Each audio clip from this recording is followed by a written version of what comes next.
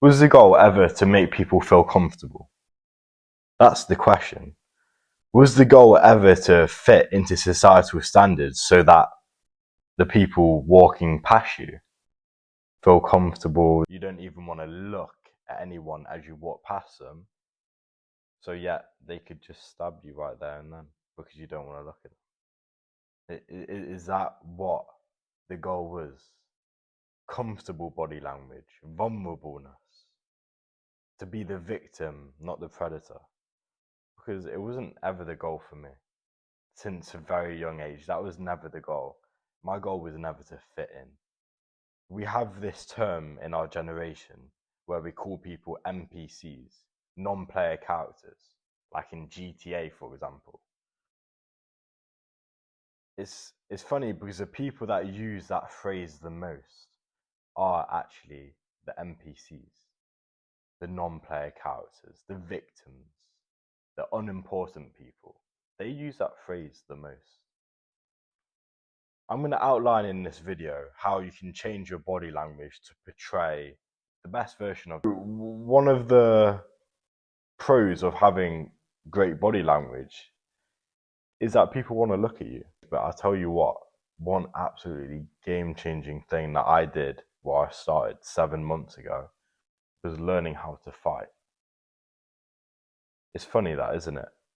The more dangerous you are, the more you're not an NPC, the more you fight against that, the more masculine you are.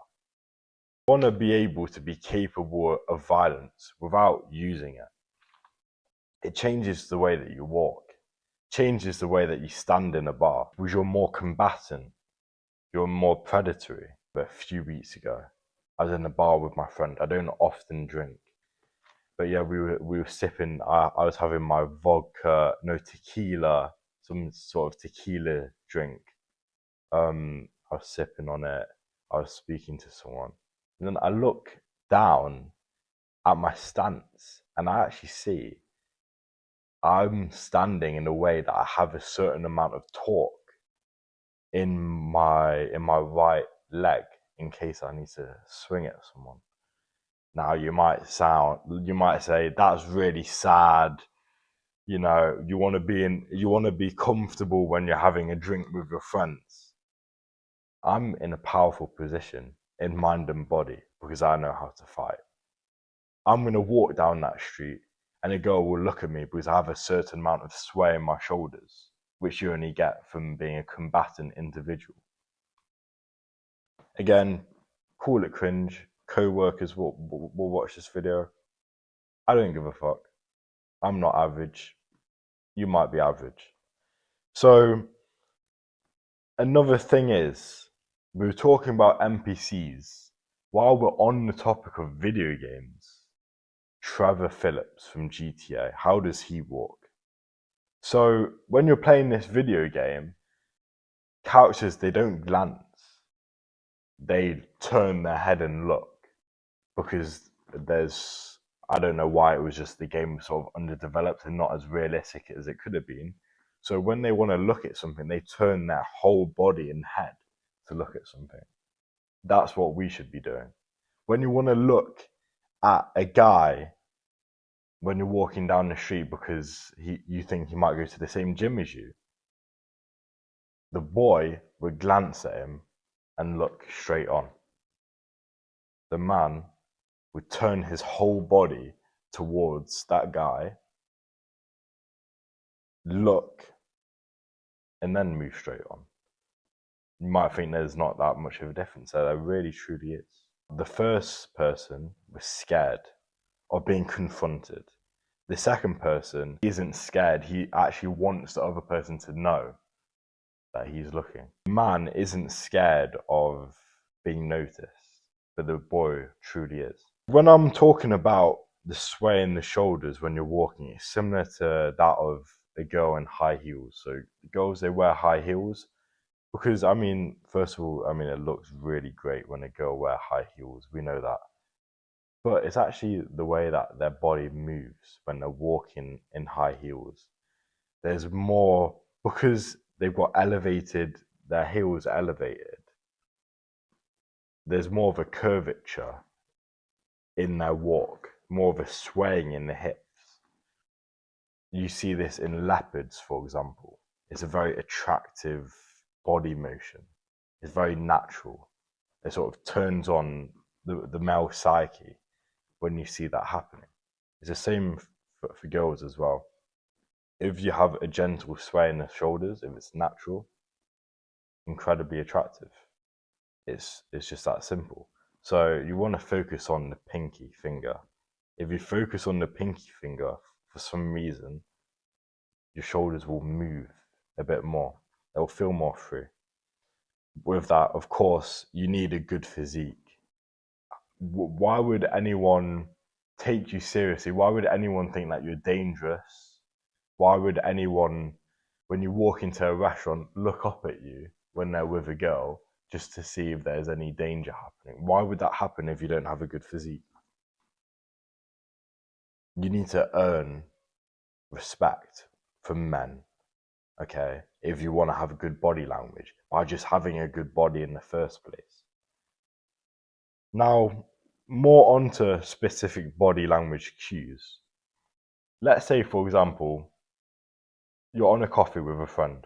The boy would give the full attention to the friend opposite the table, but the man would give 80% of the attention to the friend opposite the table, but also be looking in all areas of the coffee shop, occasionally looking at who's walking through the door to see if there is anyone dangerous, which of course brings me to the point that I previously spoke about.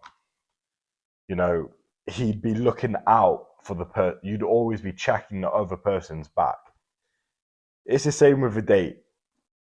If I have a girl, I prefer a girl to be sat next to me, just so I can analyze the room to see, you know, if there was an attack, what would be the best escape. If she's next to me, then I don't need to worry about her getting stabbed in the back. But let's say she was in front of you, you're always checking each corner of the shoulder, seeing what's going on. Now, you can do this in a very subtle manner, which doesn't portray you to be schizophrenic and have anxiety, okay?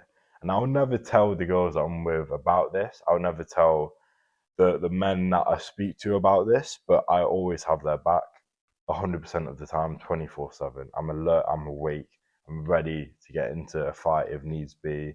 I'm combatant, I'm just mentally and physically superior or superiorly always there for them, especially when I'm with my mother. Next point is, do you want to have an open body language like you're in a customer service job, or do you occasionally want to be closed? So it's up to you. Completely up to you. If you want to be social, if you're going solo traveling or something in a hostel, then I'll literally just be so open. Like, it will look like I'm forcing it, but it works. Just chest completely open, like in a vulnerable state, hands on the table to show you that you're trustworthy.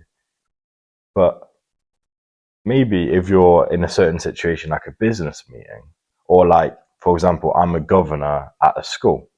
So when I'm a governor at a school, sometimes, bang,